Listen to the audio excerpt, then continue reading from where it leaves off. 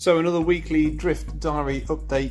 If you follow me on Instagram, Provoke Designs, you'd see that I've been experimenting with quite a few things, and YouTube is usually a bit of a week delay, but I'm trying to be fast and put these things up. So this week is all about the FTX Banzai and how I've been modifying mine to try and make it handle properly as a rear-wheel drive car. Obviously, carpet in the garage, it goes all the way under the car over that side, and we've got some nice little sort of drift sessions in here on the rainy days that we've had recently.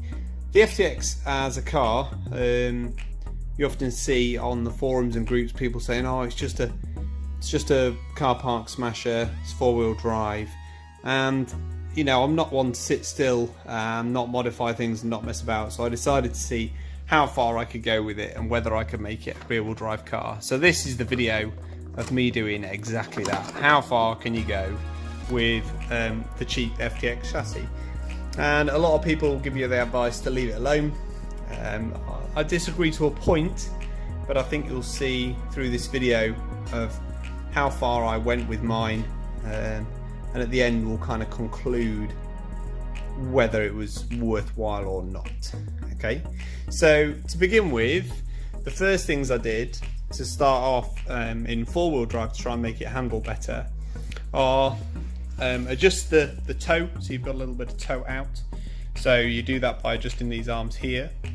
Camber, making it have more camber at the front. I'll show you some images of mine before and after camber in a second. The arms here don't really have enough adjustment in them, so what I did was take it to pieces and grind down those center metal bars in there just by about 2mm off each side. I think, if I remember rightly, there's about 8mm of thread, and I went to 6mm of thread. And then these black plastic sections, I took 1.5mm off each side, and just by adjusting those things, I did find that I got better handling, and I'll show you a video of that in a second.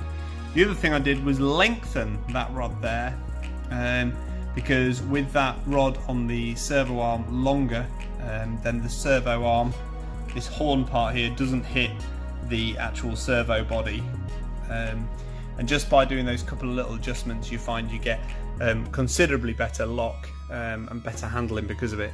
So here's some pictures of my camber before and camber after.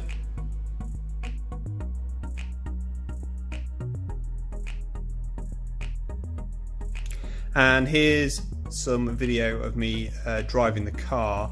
And before I show you that though, the other thing I did was make sure I had zero camber at the rear, and that these arms here are parallel with those arms and parallel with the floor, so trying to keep the geometries at the back as square as possible. The only thing you can't really do on this chassis, you can see it's got toe in.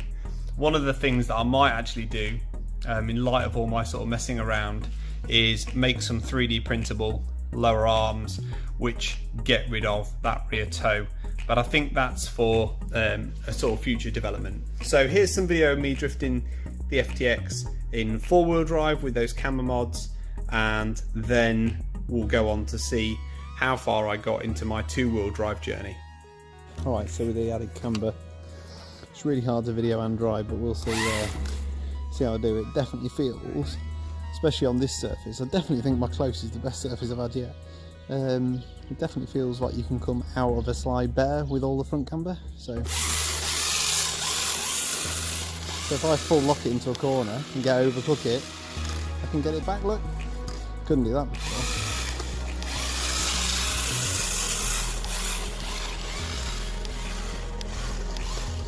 Still, if you were doing a sort of gentle drift and overcooked it, you'd almost have to UE it out to get out. So, but yeah, it just feels better. Right, so I've got all my parts set up in the 3D printer. That's a collar for something else I was printing. If you go to print on this setup, I can go to advanced and pick a few things. I've realised that I need to change my quality to excellent. I don't need any supports. I do want them to be solid pieces. so I've changed them to 90% fill, so they're nice and strong for the RC car, and then it's ready to go.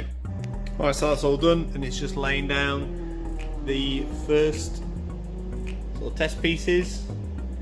It's got about an hour to go. It'd be less than that if I just printed the knuckles, so we'll see what they come out like. Oh, looking sweet. Looks like a slightly cleaner print than last time as well. Pretty good. Knuckles.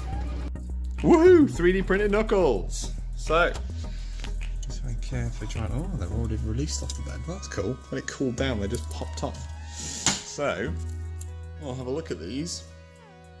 You can see what I've done. It's the same front knuckle there. Got to peel off that support material. 2 parts on the top there for your bolt to go through, axle to go through the bottom, part in the bottom there for the bottom arm. Fingers crossed I got that angle right, so we'll see how it all works.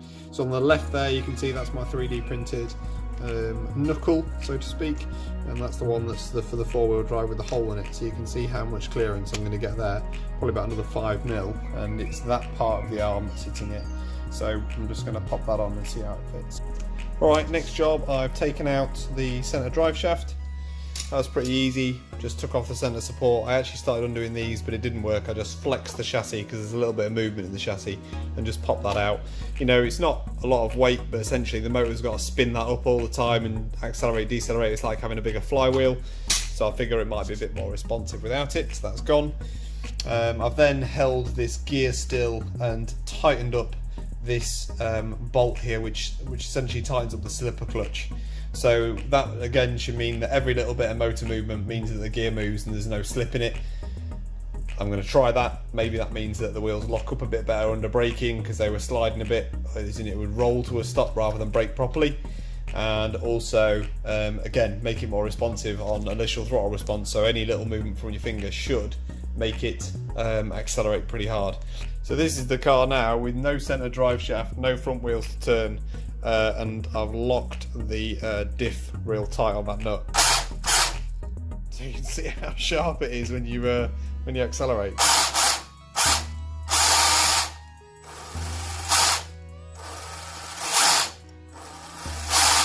suppose the next job is potentially locking that diff lock, as you can see this wheel slipping more than the other. Certainly sounds beefier, sharper. Alright, next part to print. I think you can just about make out that cutaway there that allows the front steering on the FTX to be moved forward by 13mm, allowing you to get better lock. So again, we're warming up, we're getting ready to print. Yay! After 3 failed prints, print number 4. Looking pretty good. Dun dun dun. Ooh, I've got a front diff. So I've rotated it on the stand here so that the grain goes the other way, so it's a little bit stronger. But I did notice, can you see how it's bent? The heat's deformed that leg there, so I might have to sand that straight again. But that looks pretty good. I've just got to clean off all the webbing and see how it fits in there.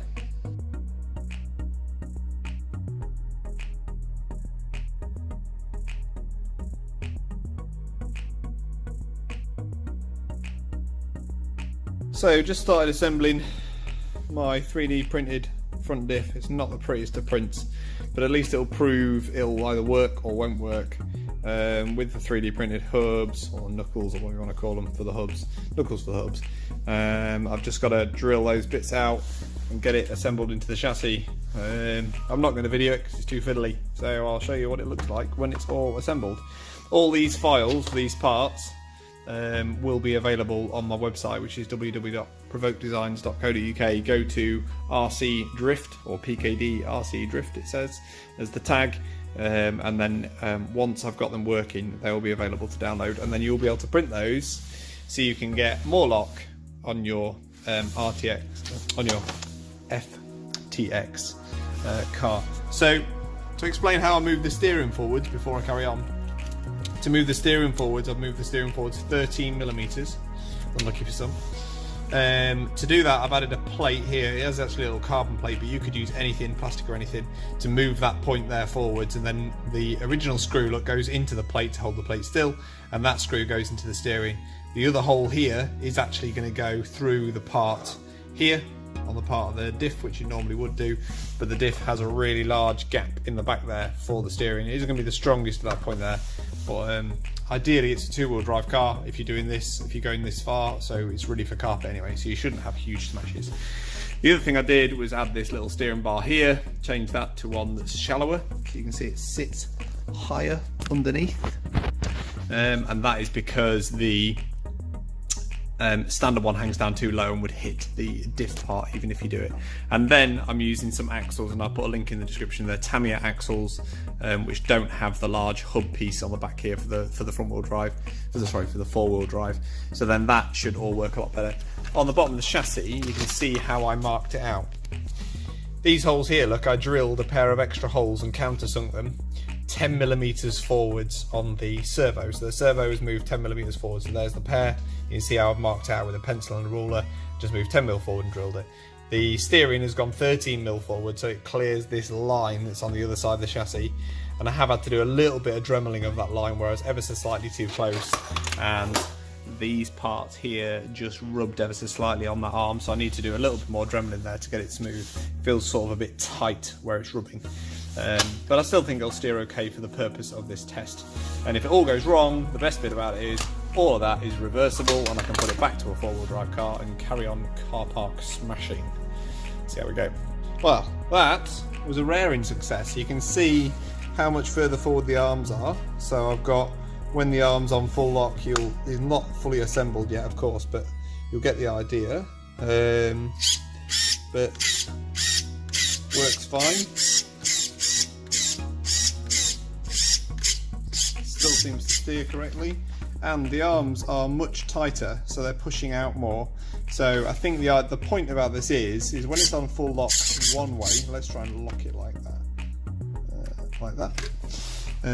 that, this is going to really wrap around that point there, and pull on it rather than allowing it to move. So once that's been that pivot point there, then I'm going to have to shorten these arms slightly, I think. That'll work spot on. So hopefully I'll have some nice tight lock. So I'm just going to wait on the axles. They'll arrive in a day or so, and I'll finish off this video and show you what it looks like with it all together.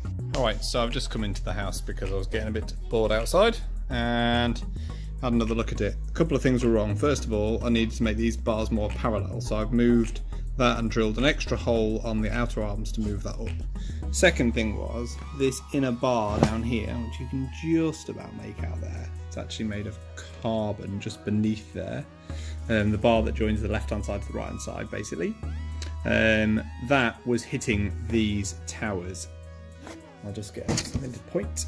So that bar there was hitting that tower there, and once I've trimmed that bar down to make it thinner, if you look at the standard one, it's actually got a sort of a taper to it. You can see how it's like shaped.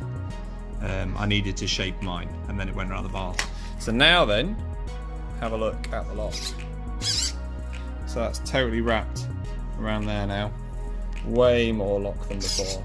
Seems a little bit slow. I think something's dragging. I've just got to loosen some bits off, but yeah, overall I'm pretty pleased with that. I'll just get the axles in and see how it goes.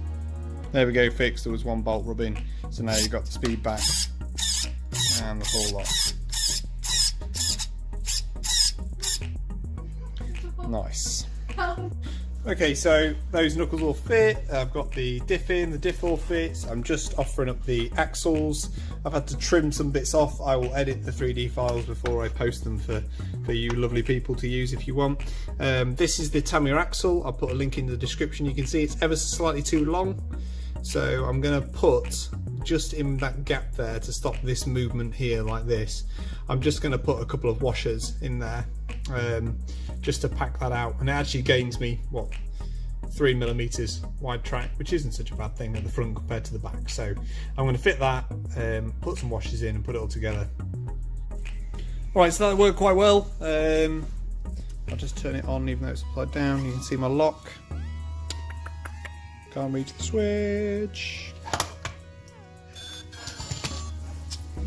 So front lock now, you see it's quite considerable. My steering's still dragging somewhere on a part that I just need to loosen off because it's a little bit slower than it was, but it's looking pretty good. And all I need to do now is lock the rear diff, because the rear diff is slipping like crazy on the carpet, and I'm losing traction definitely. So next job is to take out the rear diff. I'm tempted to glue gun it, but people say use blue tack, so I'm going to find some blue tack. I'm going to blue tack up my rear diff to get a bit more traction, and then I'll give you a demo of how it skids with more angle, 2-wheel drive, Sky RC, steering move forwards, and a locked rear diff. So to take the diff off, all you need to do is take out the 4 bolts in the bottom of the chassis. You need to take out the 4 on that part there, and then you can just wiggle it off the housing. And then the easiest way to strip the diff apart is take off the 3 back screws on the top there, 2 screws at the top, and 3 along the bottom edge. Pull off this piece that holds the bottom arms in place, and then the casing, look, just pops apart and you can get to the diff. Strip it down, and then let's have a look inside. I'll just pull that apart. Hold on a second. You can just slide that off the shafts, and that is one rear differential. So now I've got to get inside that casing. Tasty. I'm guessing that's through these 4 Allen key bolts there. We'll undo those and get inside and have a look. Alright, so that's the diff casing opened up. You can see inside there, that's the 2 little gears that have come out. So I'm just going to get some white tack, lovely white tack, and just shove a load of that in there. White tack in there, and then put the gears back in place. Force the gears back in. Yeah, nice. And then just put a load on the top side of the diff. And I suppose this way, if I ever need to undo it, I can. Shove a load of that in there. So then, oh, it's like it's semi-locking. I'm joking. I'll put some more in. Put more glue tack right on the gears. That's it. Shove it all together. And then that can go back on the casing. So this is now lock diff, tighter lock in the front.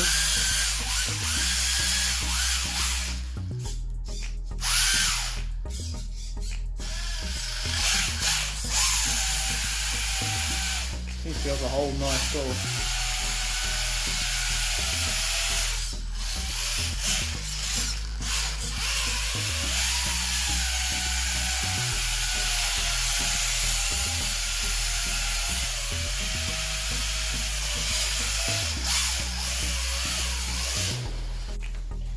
So shell on, adds a bit of weight.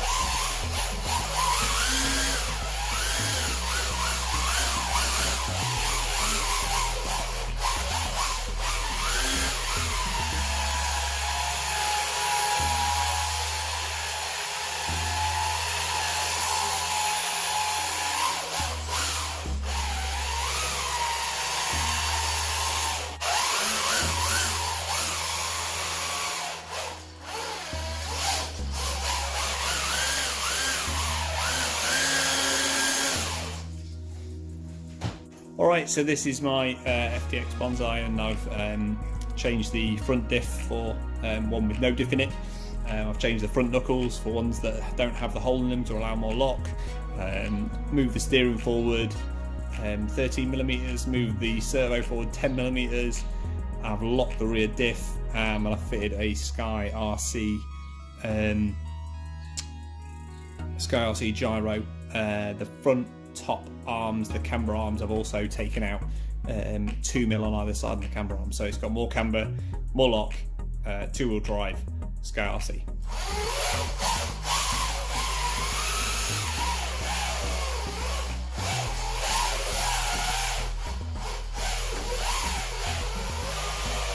Hard to show you with only the smaller area in the garage, but it's definitely better already.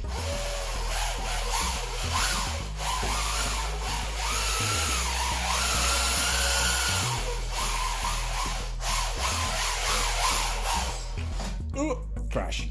Yeah, really pleased with that. I'll get the full garage opened up and get my car out. So that's currently the other side, and then do some big skids. Right out. Proof the FTX can't two-wheel drive. I'll put it right there.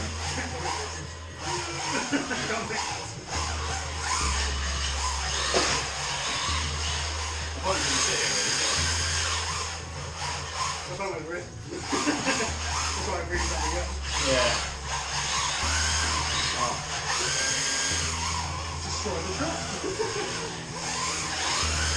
Oh.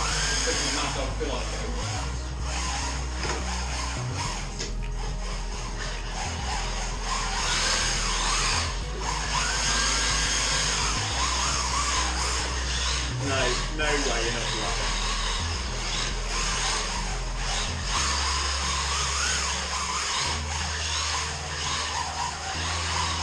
When you see a four-wheel drive car chasing it and doing way better than it, you just know it's all wrong.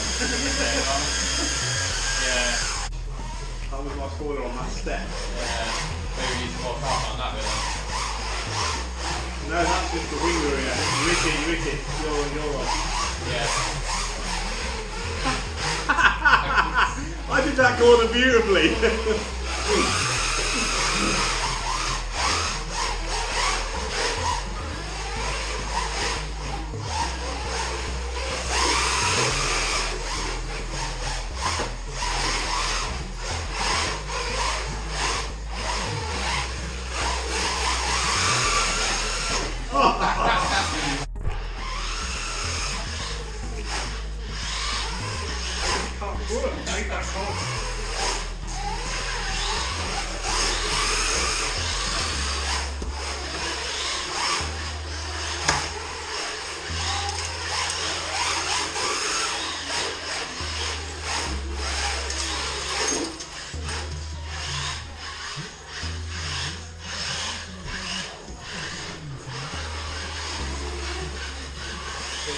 Get used to it after you're doing your two-wheel skids.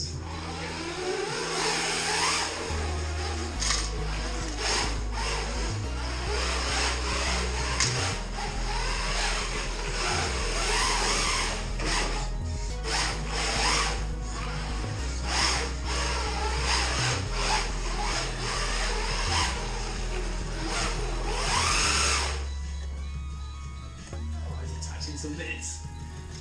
What do you mean?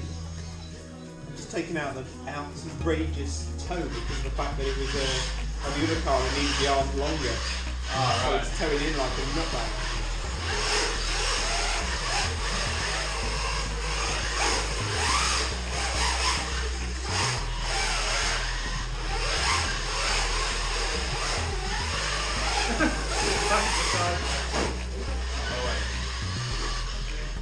Are you still running some toe out, babe?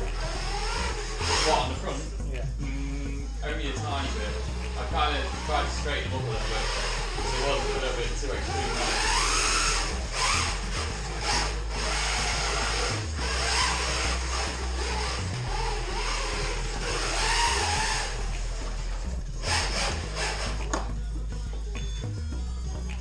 Oh, that sounds.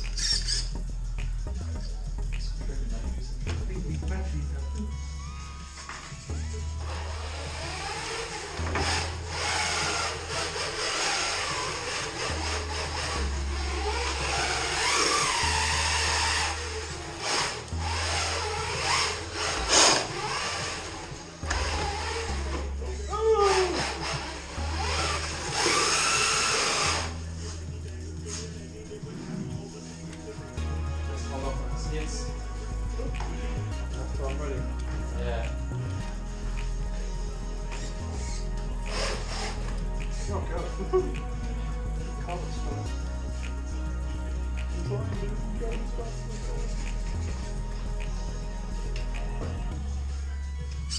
My old batteries might be knackered. Yeah. Well, about 6 years. Done? Done.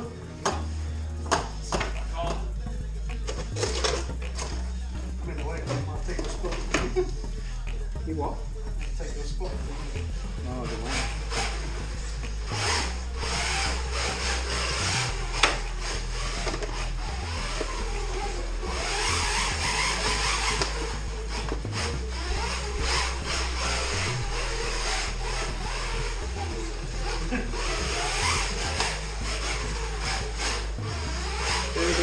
to adjust, and the shell might be a bit low because when I took that front diff off, it weighed so much less that the front end went up. Oh, really? Yeah. Oh, you got loads of it now. Oh yes. Oh. He's full on. Oh.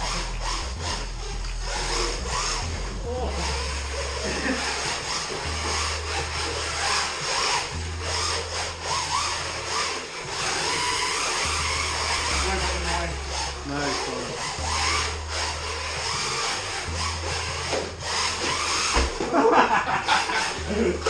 Just kamikaze playing today. I'm everywhere.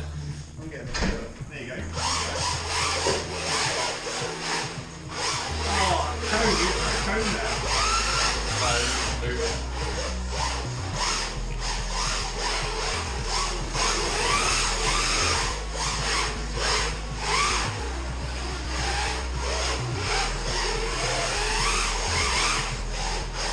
I'm so used to it stepping out so much Yeah. that I'm having to Overcorrect. I'm actually turning the power down. Like -1. Oh, that's better.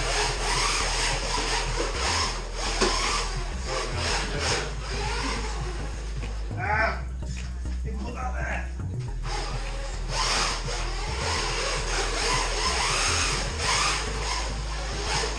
I've got too much grip. I see what you mean. Yeah, It's like it comes forward as you accelerate. yeah. Takes a bit of getting used to. Oh, that was good then. Oh.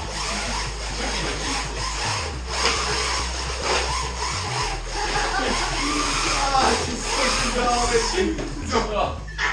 Cones everywhere. They've got these out. I've got to get rid of these. Carnage, Can't get rid of these. They're getting away. Carnage.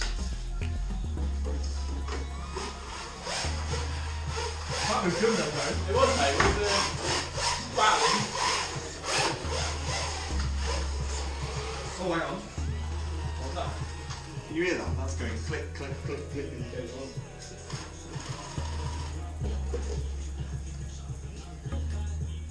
Blue stuff making his way out.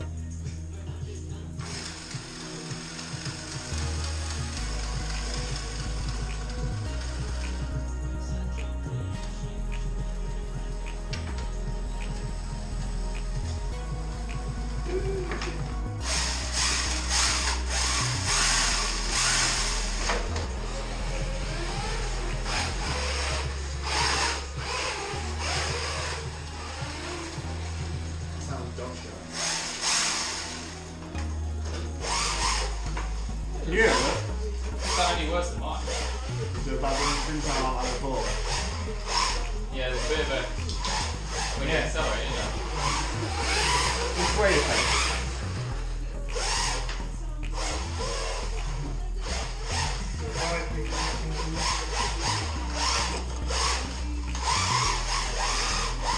Oh, that was good then. I dropped my shells through the floor as well. On the side. Doing a shell.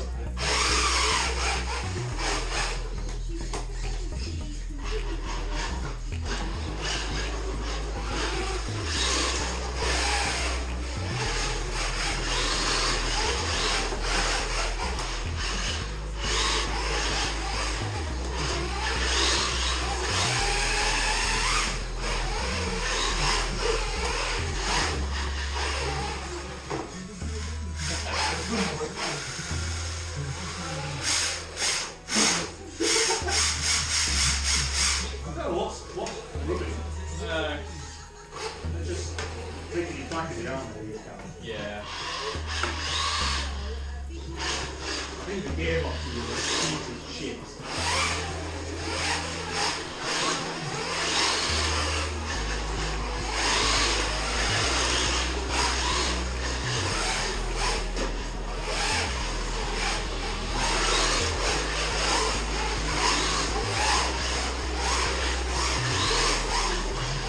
Oh no!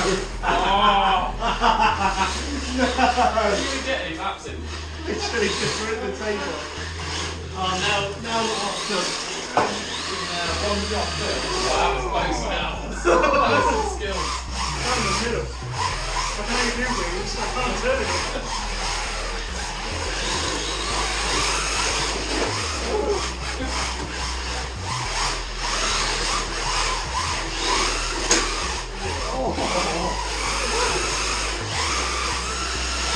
Oh, you got some right luck on that. You put the tape in the middle of the track there. You did.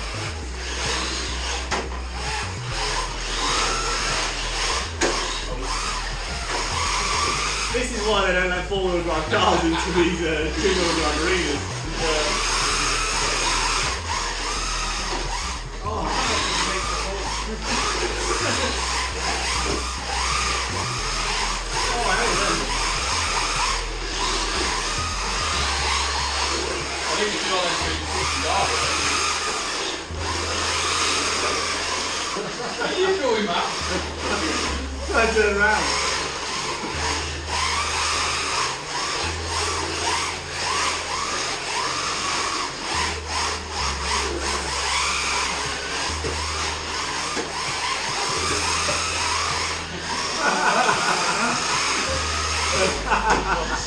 It's all gone wrong. Who knows what's going out? No.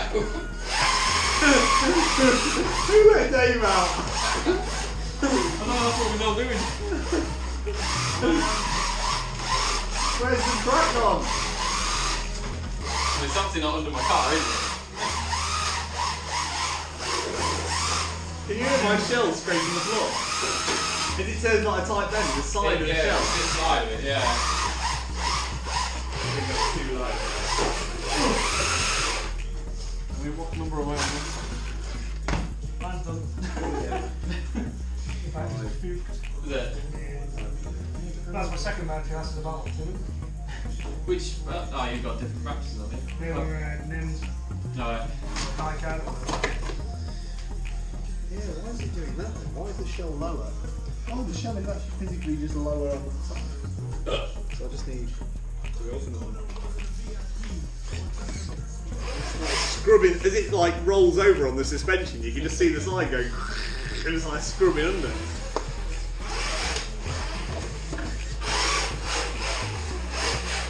Oh, that's my fat boy clip, I think, you nicked. I think I put it on the side.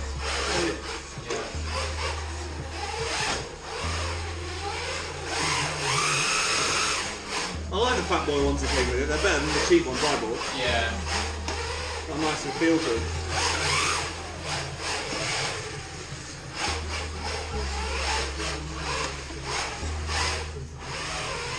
There we go.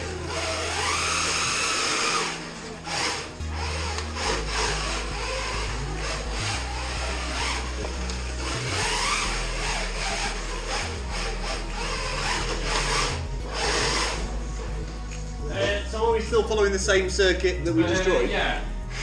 I said I'm just going to get your support tape. We'll just go by eye, yeah? Yeah. Well, we can use the frames and pull it off the paper. Alright, so to conclude that, this is the car back in four-wheel drive mode. Pretty much as soon as I was driving with a Sakura D4 in the garage and with a friend with his four-wheel drive, two other four-wheel drive cars in the garage, you could straight away see that they just drift better in four-wheel drive straight away, even with the different knuckles, even with the different diff and the extra lock and all the sorts of things I did to try and make the car drive better in two-wheel drive. And the Scar RC didn't really make that much difference in four-wheel drive.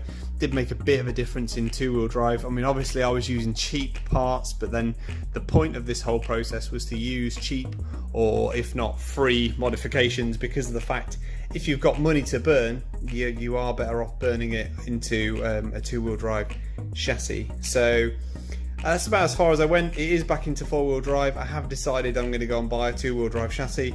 So next week a Sakura D4 arrives and I'll do a time lapse of me building the Sakura D4, I think, and then we'll see. But basically what we've got now between my friends and I is a four-wheel drive car park smasher each and a two-wheel drive carpet car So we're going to do some visits to some centres when they open in light of COVID. So there you go, FTX, stay in four-wheel drive.